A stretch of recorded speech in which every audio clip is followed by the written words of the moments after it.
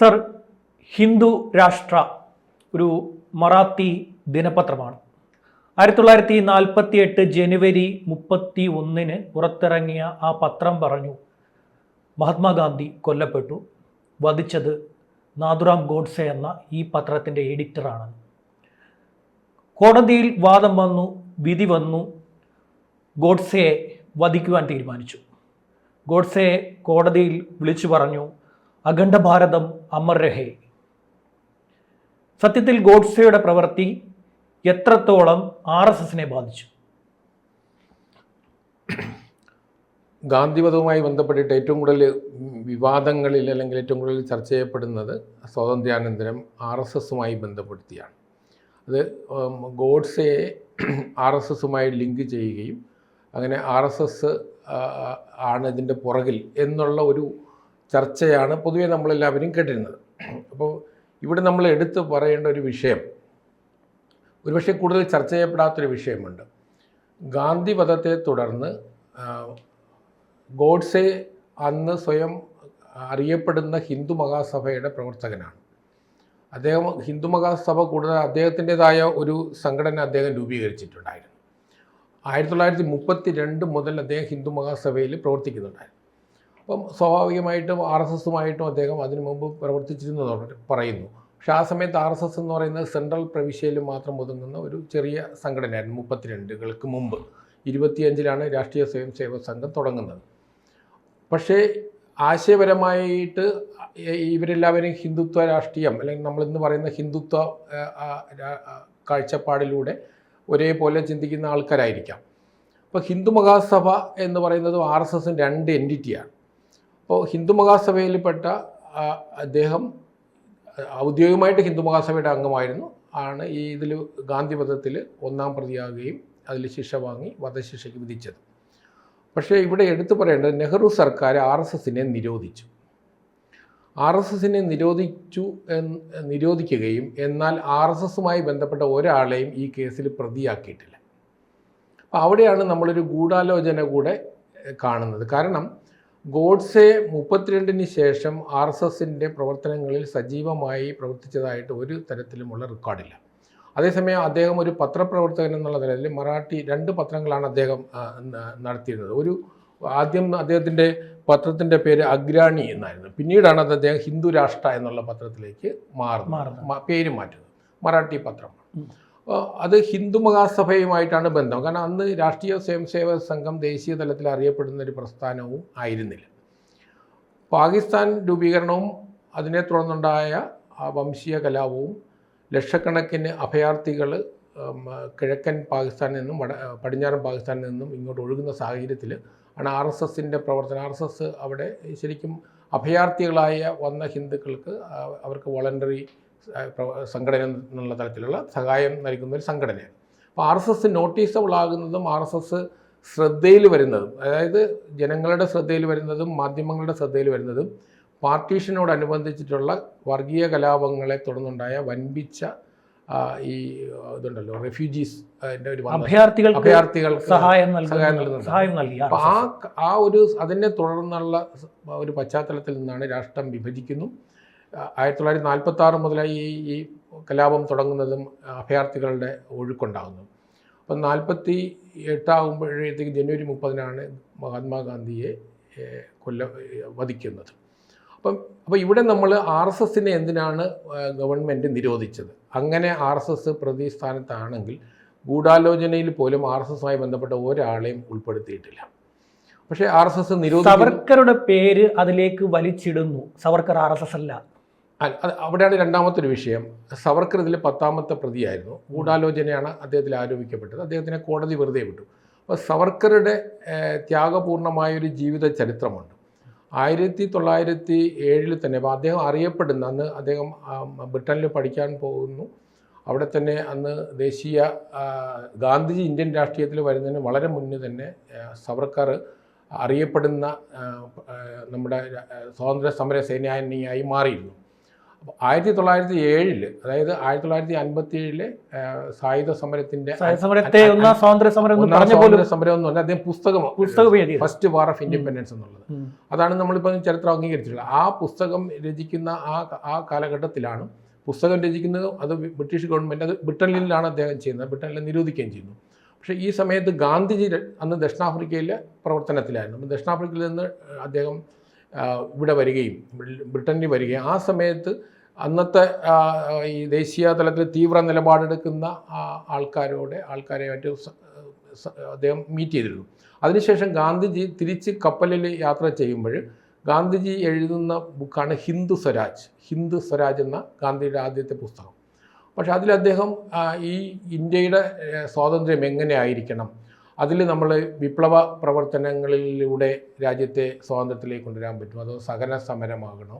അപ്പോൾ ഈ മോഡറേറ്റ്സിനെയും എക്സ്ട്രീമിസ്റ്റ് എന്നുള്ള രണ്ട് ഗ്രൂപ്പ് അന്ന് ബ്രിട്ടീഷുകാർ പറയുന്ന നമ്മുടെ സ്വാതന്ത്ര്യ സമര സേനാനികളുണ്ട്. ഒരു ഭാഗത്ത് തിലകനെ പോലെയുള്ള ആളുകൾ, ദേശീയ വീക്ഷണമുള്ളവരെ അവർ എക്സ്ട്രീമിസ്റ്റ് എന്നാണ് പറയുന്നത്. നമുക്ക് അംഗീകരിക്കാൻ കഴിയില്ലെങ്കിൽ പോലും ചരിത്രത്തിൽ അങ്ങനെയാണ്. അപ്പം മറ്റേത് ലിബറൽസ് എന്നാണ്. അപ്പം ഗാന്ധിജി ഇത് രണ്ട് കൂട്ടരെയും തള്ളിയിട്ടൊരു മൂന്നാമത്തെ തേർഡ് വേ കണ്ടെത്തി. അതിലാണ് അദ്ദേഹം ഹിന്ദു സ്വരാജ് എന്നൊരു ഭാരതീയമായ ഒരു കോൺസെപ്റ്റാണ് അതിൽ ഡെവലപ്പ്. ഇപ്പം നമുക്കൊരു പ്രായോഗികമായിട്ട് ഇന്നത്തെ കാലത്ത് അത് അംഗീകരിക്കാൻ പാടാണ്. കാരണം എല്ലാ പാശ്ചാത്യമായ ദർശനങ്ങളെയും പാശ്ചാത്യ നിയമങ്ങളെയും പാർലമെൻ്ററി ഭരണവ്യവസ്ഥയും പാർലമെൻ്ററി ജനാധിപത്യ ഭരണവ്യവസ്ഥയും അതോടൊപ്പം തന്നെ നമ്മുടെ മോഡേൺ മെഡിസിൻ ഉൾപ്പെടെ എല്ലാത്തിനെയും ഗാന്ധിജി തള്ളിപ്പറയുന്നു. അതുപോലെ ഇൻഡസ്ട്രിയലൈസേഷൻ ഇതൊക്കെ തന്നെ ഹിന്ദു സ്വരാജിനെ അദ്ദേഹം തള്ളിപ്പറയും. ബ്രിട്ടീഷുകാർ വളരെയധികം വിമർശനമുണ്ടായ ഗ്രന്ഥമാണ്. ഈ രണ്ട് ഗ്രന്ഥങ്ങൾ ഒരേ വർഷം തന്നെയാണ് ഇറങ്ങുന്നത്. 1909 ഈ രണ്ട് ഗ്രന്ഥങ്ങളും ഇറങ്ങുന്നത്. അപ്പം സവർക്കർ എന്ന് പറയുന്ന അത്രയും ഉയർന്ന നിലവാരമുള്ള പ്രവർത്തന പാരമ്പര്യമുള്ള ഒരാളാണ്. അപ്പോൾ സവർക്കറുടെ ഗാന്ധിജിയോടുള്ള വിയോജിപ്പ് എന്ന് പറയുന്നത് അത് സവർക്കർക്ക് മാത്രമല്ലല്ലോ ഉണ്ടായിരുന്നത്. ഇപ്പം സുഭാഷ് ചന്ദ്രബോസിനെ പോലെ അവർ ഗാന്ധിജിയെ ബഹുമാനിച്ചിരുന്നു. പക്ഷേ ഗാന്ധിജിയുടെ മെത്തഡോളജിയാണ്, അതായത് ഗാന്ധിജിയുടെ സഹന സമരത്തോട് അവർക്ക് താല്പര്യമുണ്ടായിരുന്നില്ല. അപ്പം അതുകൊണ്ട് തന്നെ ഗാന്ധിജിയെ പോലുള്ള ഒരാളെ സവർക്കറിനെ പോലത്തെ ഒരു മഹാൻ ഒരു അല്ലെങ്കിൽ ഈ പറഞ്ഞതുപോലത്തെ ഒരു അസാസിനേഷന് വേണ്ടിയിട്ട് കൂട്ടുനിൽക്കുമെന്ന് നമുക്ക് വിശ്വസിക്കാൻ കഴിയില്ല. കാരണം സവർക്കറെ പഠിക്കുന്ന ഒരാളിന് മനസ്സിലാകും. കാരണം ഗാന്ധിജിയെ അങ്ങനെ ഉന്മൂലനം ചെയ്യേണ്ട ഒരാളല്ല. ഗാന്ധിജി ഒരു ദർശനമാണ്. ഗാന്ധിജി എന്ന് പറയുന്ന ഒരു വ്യക്തിയെക്കാളുപരി ഗാന്ധിജിയുടെ ഒരു കാഴ്ചപ്പാടാണ്. ഗാന്ധിജി നമ്മുടെ ദേശീയ സ്വാതന്ത്ര്യ സമരത്തിന് ഗാന്ധിജിയുടേതായ ഒരു പാത മുന്നോട്ട് വെച്ചു. അതിന് ബദലായിട്ടുള്ള പാതകൾ ദേശീയ സ്വാതന്ത്ര്യ സമര കാലഘട്ടത്തിൽ തുടക്കം മുതൽ തന്നെ. ഉദാഹരണത്തിന് സുഭാഷ് ചന്ദ്രബോസ് ഗാന്ധിജിയുടെ ശക്തനായ വിമർശകനായിരുന്നു. ഗാന്ധിജിയുടെ സ്ഥാനാർത്ഥിയെ തോൽപ്പിച്ചുകൊണ്ട് 2 തവണ കോൺഗ്രസിൻ്റെ പ്രസിഡൻ്റായിട്ട് തിരഞ്ഞെടുക്കപ്പെട്ട ആളാണ്. പക്ഷേ അദ്ദേഹം കോൺഗ്രസിൽ നിന്ന് പുറത്തു പോകേണ്ടിരുന്നു. അപ്പം ഗാന്ധിജിയോട് വിയോജിപ്പുള്ള ഒരുപാട് ആൾക്കാരുണ്ടായിരുന്നു. ഇപ്പോൾ MN റോയിയെ പോലുള്ള ആളുകൾ ഗാന്ധിജിയെ നിശ്ചിതമായി വിമർശിച്ചിരുന്നു. പക്ഷേ അവരൊക്കെ ഗാന്ധിജിയെ മാനിച്ചിരുന്നു. അപ്പം ഗാന്ധിജിയെ ഈ സ്വാതന്ത്ര്യാനന്തരം ഒരു ഗാന്ധിജിയെ ഉന്മൂലനം ചെയ്യാൻ ഗാന്ധിജി എന്ന രാഷ്ട്രീയ തലത്തിൽ ഉയർന്ന് നമ്മുടെ ഭരണകാര്യങ്ങൾ നിയന്ത്രിക്കുന്ന ഒരു വ്യക്തിയല്ല. അപ്പോൾ ഭരണത്തിന് അദ്ദേഹം സ്വാതന്ത്ര്യാനന്തരം എല്ലാ അധികാര സ്ഥാനത്ത് നിന്നും മാറി നിൽക്കുന്ന ഗാന്ധിജിയാണ്. ഇതാണ് ബാക്ക്ഗ്രൗണ്ട്. ഇവിടെ നമ്മൾ എടുത്തു പറയേണ്ട ഒരു വസ്തുത, എന്തുകൊണ്ട് RSSനെ നിരോധിച്ചു? അപ്പോൾ RSS പ്രതിസ്ഥാനത്താണെങ്കിൽ, അങ്ങനെയാണെങ്കിൽ RSSുമായി ബന്ധപ്പെട്ട ഏതെങ്കിലും ഒരു സാധാരണ അംഗത്തെ പോലും പ്രതിയാക്കിയിട്ടില്ല. പക്ഷേ പിന്നീട് ഒരു വർഷത്തിനുള്ളിൽ RSSൻ്റെ നിരോധനം പിൻവലിക്കുന്നു. അപ്പോൾ RSSന് അന്ന് കൊടുക്കുന്ന കണ്ടീഷനിൽ നിങ്ങൾ RSSന് അന്ന് ഭരണഘടനയോ അങ്ങനെ ഒരു വ്യവസ്ഥാപിതമായ സംഘടനയില്ല. നമ്മുടെ ഭാരതീയമായ ഒരു കാഴ്ചപ്പാടിലൂടെ രൂപം കൊണ്ടൊരു സംഘടനയാണ്. അപ്പോൾ അതിനൊരു വ്യവസ്ഥാപിത രൂപത്തിൽ ഒരു ഭരണഘടനയും വ്യവസ്ഥയും ഉണ്ടാക്കണം എന്നുള്ളൊരു കണ്ടീഷൻ വെച്ചുകൊണ്ട് RSSനെ നിരോധനം പിൻവലിക്കുകയാണ് ചെയ്തത്.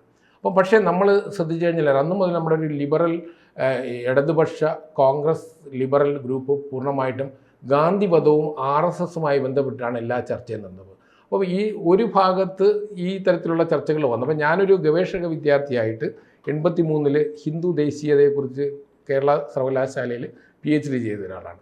അപ്പോൾ അന്ന് ഈ വിഷയം എൻ്റെ മുന്നിൽ വരുമ്പോഴും ഇത് എൻ്റെ അന്വേഷണത്തിലുണ്ടായിരുന്നതാണ്. അപ്പോൾ RSS ഇതിനകത്ത് പങ്കുണ്ടോ? അപ്പോൾ നമ്മൾ ഇതുമായി ബന്ധപ്പെട്ട് കപൂർ കമ്മീഷൻ ഉൾപ്പെടെയുള്ള റിപ്പോർട്ട് ഒന്നിലും തന്നെ RSSനകത്ത് യാതൊരു പങ്കുമില്ല.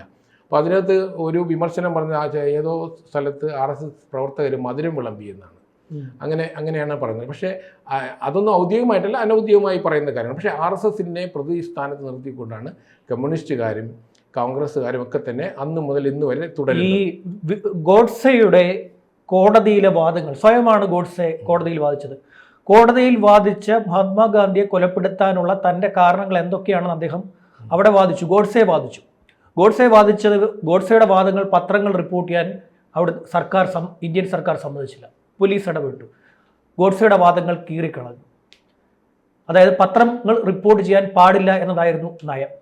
ഇത് RSSലെ മനഃപൂർവ്വം RSSനെ ഇതിലേക്ക് വലിച്ചിടാനുള്ള ഒരു തന്ത്രത്തിന്റെ ഭാഗമായിരുന്നു. അല്ല, അത് മാത്രമായിരിക്കണമെന്നില്ല. കാരണം അത് രഹസ്യ സ്വഭാവം കാത്തു സൂക്ഷിക്കാനായിരിക്കാം ഒരുപക്ഷെ.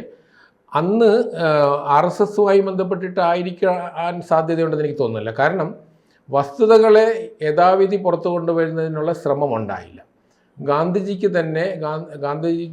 അദ്ദേഹം കൊല്ലപ്പെടുന്നതിന് 10 ദിവസത്തിന് മുമ്പ് മദൻലാൽ ബോംബെറിയാനുള്ള ഒരു ശ്രമം ഉണ്ടായിരുന്നു. പക്ഷേ അതിന് അദ്ദേഹത്തിന് ഒരു അതിനനുസരിച്ചുള്ള കരുതൽ കൊടുക്കാൻ ഗവൺമെന്റ് പരാജയപ്പെട്ടു.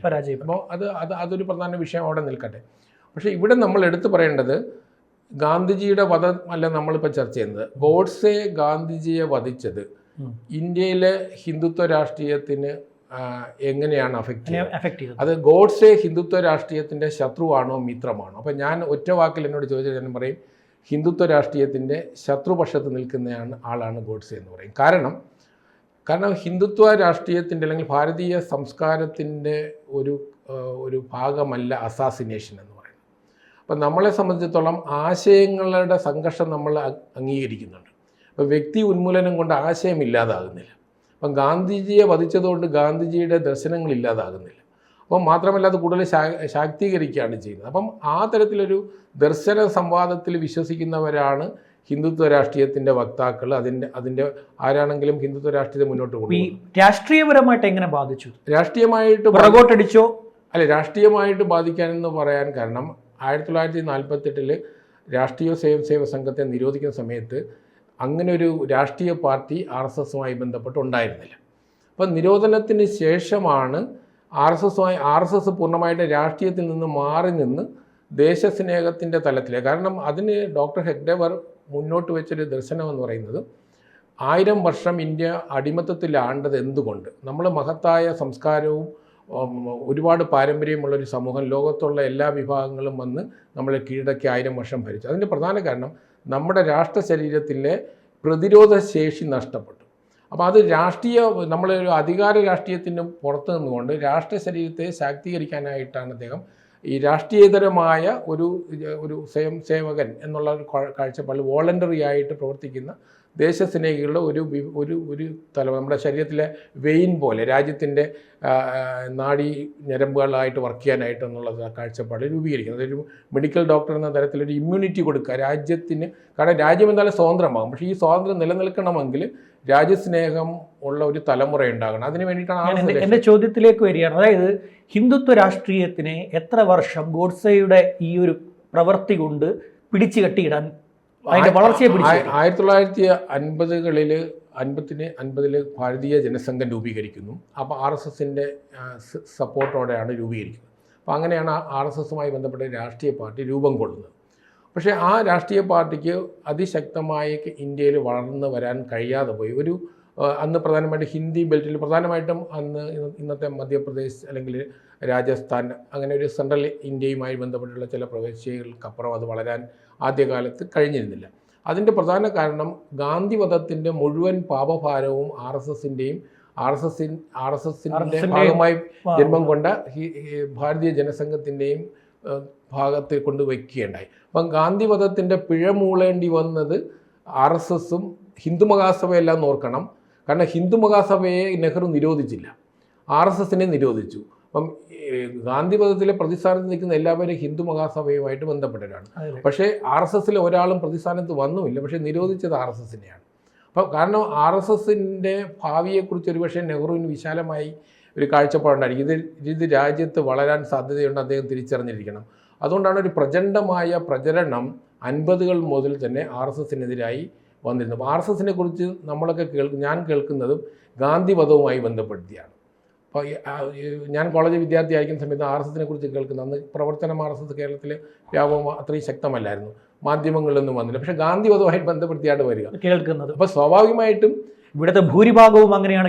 40 വർഷം എൻ്റെ കാഴ്ചപ്പാടിൽ ഈ ഗാന്ധി വധവും അതുമായി ബന്ധപ്പെട്ടുള്ള RSSനെതിരായ പ്രചരണം, ഹിന്ദുത്വ രാഷ്ട്രീയത്തിനെതിരായ പ്രചരണം, ഏതാണ്ട് 4 പതിറ്റാണ്ടെങ്കിലും ഇന്ത്യയിലെ ഹിന്ദുത്വ രാഷ്ട്രീയത്തിൻ്റെ വളർച്ചയെ തടസ്സപ്പെടുത്തിയെന്ന് ആണ് എൻ്റെ കാഴ്ചപ്പാട്. കാരണം സാധാരണ ജനങ്ങളിലേക്ക് ഈ മെസ്സേജ് എത്തണമെങ്കിൽ നേരിട്ട് എത്തേണ്ട സാഹചര്യം അത് അവർ കണ്ടറിഞ്ഞതിന് ശേഷമാണ് അത് വിശ്വസിക്കുകയുള്ളൂ. അപ്പം പ്രചരണം അതിനു മുമ്പേ പോയി കഴിഞ്ഞു.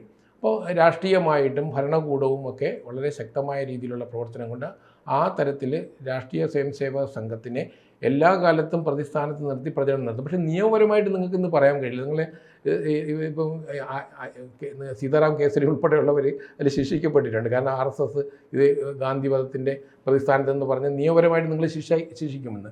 കാരണം ഇത് നിയമപരമായിട്ട് RSSനകത്ത് റോളില്ലാത്തതുകൊണ്ടാണ് കോടതി ആ തരത്തിലുള്ളൊരു നിലപാടെടുക്കുന്നത്. പക്ഷേ ഇവിടെ നമ്മൾ ഒരു കാര്യം ചരിത്ര പശ്ചാത്തലം മനസ്സിലാക്കേണ്ടത്, ഗാന്ധിവധത്തെ തുടർന്നുണ്ടായ കോൺഗ്രസിനകത്തുള്ള പരിണാമമുണ്ട്. അപ്പം കോൺഗ്രസ്സിൽ ജവഹർലാൽ നെഹ്റു കോൺഗ്രസിൻ്റെ പ്രധാനമന്ത്രി സ്ഥാനാർത്ഥിയായി വരുന്നത് അന്നത്തെ 13 പ്രവിശ്യകളിലെ ഭൂരിപക്ഷം പ്രവിശ്യകളിലും സർദാർ പട്ടേലാണ് ഇന്ത്യയുടെ പ്രധാനമന്ത്രിയായി അവർ കണ്ടിരുന്നത്. അപ്പോൾ നെഹ്റുവിന് അന്ന് യാതൊരു സപ്പോർട്ടും ഉണ്ടായിരുന്നില്ല. പക്ഷേ ഗാന്ധിജിയുടെ ആശീർവാദത്തിൽ സർദാർ പട്ടേലിനെ ഡെപ്യൂട്ടി പ്രൈം മിനിസ്റ്ററായിട്ട് നെഹ്റു പ്രധാനമന്ത്രിയുമായിട്ട് ഗവൺമെൻറ് രൂപീകരിക്കും. അപ്പോൾ കോൺഗ്രസ്സിൽ അന്ന് 2 വിഭാഗങ്ങൾ. ഒന്ന് നെഹ്റു ഒരു ലിബറൽ പ്രോ വെസ്റ്റേൺ ആയിട്ടുള്ള ഒരു ആംഗ്ലിക്കൻ മൈൻഡുള്ള ഒരു മോഡേണിസ്റ്റ് എന്ന് പറയാം. പക്ഷേ നമ്മുടെ ദേശീയവാദികളായിട്ടുള്ള ഇപ്പോൾ പുരുഷോത്തം ദാസ് തണ്ടൻ അല്ലെങ്കിൽ സർദാർ പട്ടേൽ അതുപോലെ രാജേന്ദ്ര പ്രസാദ് തുടങ്ങിയിട്ടുള്ള വലിയൊരു നേതൃത്വ നിര, GB പന്ത് തുടങ്ങിയിട്ടുള്ള വലിയൊരു നേതൃത്വ നിര എന്നുണ്ട്. അവരൊക്കെ ദേശീയവാദികളെന്ന് നമുക്ക് പറഞ്ഞത് കോൺഗ്രസിൻ്റെ ദേശീയ സമയപരിമിതി കൊണ്ട് ഞാൻ സാറിനോട് ഇടപെടുകയാണ്. അവസാനമായി ചെറിയൊരു ചോദ്യം, ചെറിയൊരു ഉത്തരം. RSSനെ നിങ്ങൾ അറിയേണ്ടത് ഗാന്ധിവധത്തിലൂടെയല്ല, മറിച്ച് ആ കാലഘട്ടത്തിൽ ഇന്ത്യയിൽ അഭയാർത്ഥികളായി ഒന്നുമില്ലാതെ വന്ന മനുഷ്യരെ സഹായിച്ച ആ സംഘടനയിലൂടെയാണ് RSSനെ നിങ്ങൾ അറിഞ്ഞു തുടങ്ങേണ്ടത്. അല്ല, RSSനെ അറിയേണ്ടത് RSS നടത്തുന്ന വളരെ നിശബ്ദമായി നടത്തുന്ന സേവന പ്രവർത്തനങ്ങളാണ്. അപ്പോൾ ഇന്നിപ്പോൾ സംഘപരിവാർ എന്നുള്ള തലത്തിൽ അത് വനവാസികളുടെ ഇടയിലാണെങ്കിൽ എല്ലാ ജീവിതത്തിൻ്റെ സമസ്ത മേഖലയിലും RSSൻ്റെ പ്രവർത്തനം ഇന്ന് നടക്കുന്നുണ്ട്. അപ്പോൾ ഇന്നിപ്പോൾ RSSനെ കുറിച്ചൊരു ആരോപണം ഈ പുതിയ തലമുറ സ്വീകരിക്കണമെന്നില്ല. കാരണം നമ്മൾ കാണുന്ന RSS അല്ല നമ്മൾ പ്രചരണത്തിലൂടെ അറിഞ്ഞത്. അപ്പം നമ്മൾ ഗാന്ധിവധവുമായി ബന്ധപ്പെടുത്തിയിട്ട് RSSനെതിരെ പ്രചണ്ഡമായ പ്രചരണം നടത്തി ഒരു കാലഘട്ടത്തിൽ അത് വിജയിച്ചുവെങ്കിലും അത് നെഹ്റുവിൻ്റെ രാഷ്ട്രീയത്തിനും ഒരുപക്ഷെ കോൺഗ്രസിനകത്ത് നെഹ്റുവിൻ്റെ മേൽക്കോയ്മയ്ക്കും, കാരണം ദേശീയവാദികളായ കോൺഗ്രസ് നേതാക്കളൊക്കെ സൈഡ് ലൈൻ ചെയ്യപ്പെടുന്നു. സർദാർ പട്ടേൽ 1980 മരിച്ചു. പിന്നീട് രാജേന്ദ്ര പ്രസാദും അല്ലെങ്കിൽ അതുപോലെയുള്ള എല്ലാ നേതാക്കളും കോൺഗ്രസിൽ നിന്ന് അകന്നു പോകുന്നൊരു സാഹചര്യം വരികയാണ്. കാരണം കോൺഗ്രസിൻ്റെ ദേശീയ മുഖം നഷ്ടപ്പെടുകയാണ്. കോൺഗ്രസ് ഒരു രാഷ്ട്രീയ പാർട്ടിയായിട്ട് മാറുകയാണ് ഉണ്ടായത്. പിന്നീട് അത് ഒരു കുടുംബാധിപത്യത്തിലേക്ക് കോൺഗ്രസ് പരിണമിക്കുകയും ചെയ്യുന്നുണ്ട്. ഒരു കാര്യം കൂടി ഇവിടെ ഓർക്കേണ്ടത്, ഇന്ദിരാഗാന്ധിയും RSSനെ 75 അടിയന്തരാവസ്ഥ പ്രഖ്യാപിച്ചപ്പോഴും നിരോധിച്ചിരുന്നു. എന്തിനാണ് 1975 RSSനെ നിരോധിച്ചത് എന്ന് നമ്മൾ അന്വേഷിക്കുമ്പോഴാണ് 48 നിരോധനവും ഈ 75 നിരോധനവും തമ്മിലൊരു ലിങ്ക് വരുന്നത്. അപ്പോൾ നമ്മൾ അത് നമ്മുടെ കോൺഗ്രസിൻ്റെ കുടുംബാധിപത്യത്തിൻ്റെ ഒരു ലിങ്ക് നിങ്ങൾക്ക് അതിനകത്ത് വായിച്ചെടുക്കാൻ കഴിയും. അപ്പോൾ സ്വാഭാവികമായിട്ടും ഇന്ന് നമ്മൾ കാണുന്ന ഈ പ്രചരണം ഇത് ഹിന്ദുത്വ രാഷ്ട്രീയത്തെ ഒരു പരിധിവരെ ഇന്ത്യൻ ദേശീയ രാഷ്ട്രീയത്തിൽ അല്ലെങ്കിൽ അതിൻ്റെ വ്യാപനത്തിന് തീർച്ചയായിട്ടും ഗാന്ധിവധവുമായി ബന്ധപ്പെട്ടിട്ടുള്ള ആരോപണങ്ങൾ തടസ്സം നിന്നിട്ടുണ്ട്. പക്ഷെ അതിനെ അതിജീവിക്കാൻ കഴിഞ്ഞിട്ടുണ്ട് നിയമപരമായിട്ടും. ഇന്ന് ആ പരിപ്പ് വേവില്ല എന്ന് പറഞ്ഞുകൊണ്ട് അവസാനിപ്പിക്കാം. തീർച്ചയായിട്ടും അതെ. കൂടുതൽ വാർത്തകളും വിശേഷങ്ങളും നിങ്ങളിലേക്ക് എത്താൻ ABC മലയാളം സബ്സ്ക്രൈബ് ചെയ്യുക, ബെൽബട്ടനും അമർത്തുക. കൂടുതൽ വാർത്തകളും വിശേഷങ്ങളും നിങ്ങളിലേക്ക് എത്താൻ ABC മലയാളം സബ്സ്ക്രൈബ് ചെയ്യുക, ബെൽബട്ടനും അമർത്തുക.